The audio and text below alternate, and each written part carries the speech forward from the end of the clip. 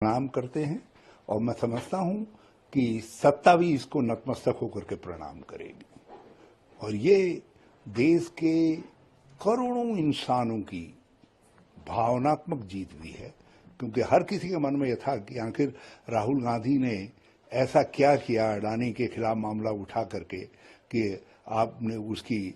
Membership भी और उनको मैक्सिमम सजा दे दी जो एक धारा के तहत दी जा सकती है। और जिस तरीके से सजा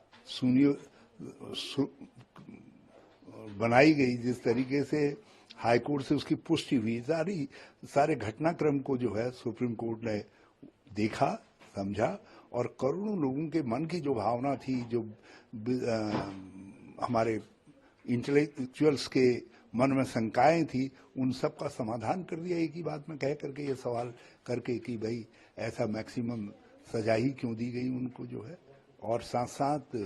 एक नसीहत भी दी गई, जो नसीहत जो है दी तो गई सास को है मगर सुनाई बहू को गई। राहुल जी के संदर्भ में को कहा गया, मगर उन व्यक्तियों को भी कहा गया जो पार्लियामेंट के फ्लोर पे भी कह देते हैं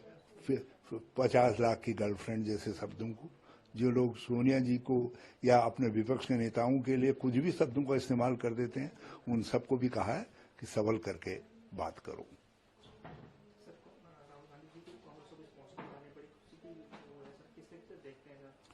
ये राहुल गांधी जी के व्यक्तित्व की जीत है।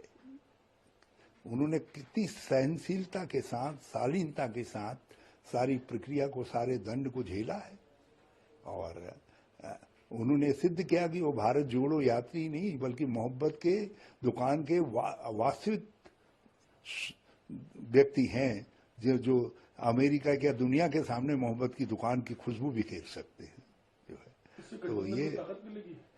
इससे गठबंधन को बिल्कुल ताकत मिलेगी, हर सही आदमी को ताकत मिलेगी, करोड़ों भारतवासियों को ताकत मिलेगी, भारत की लोकतांत्रिक व्यवस्था को ताकत मिलेगी, भारत की लोकसभा और संसद को ताकत मिलेगी। आप देखिएगा राहुल गांधी की उपस्थिति अपने आप में शक्ति प्रदान करेगी।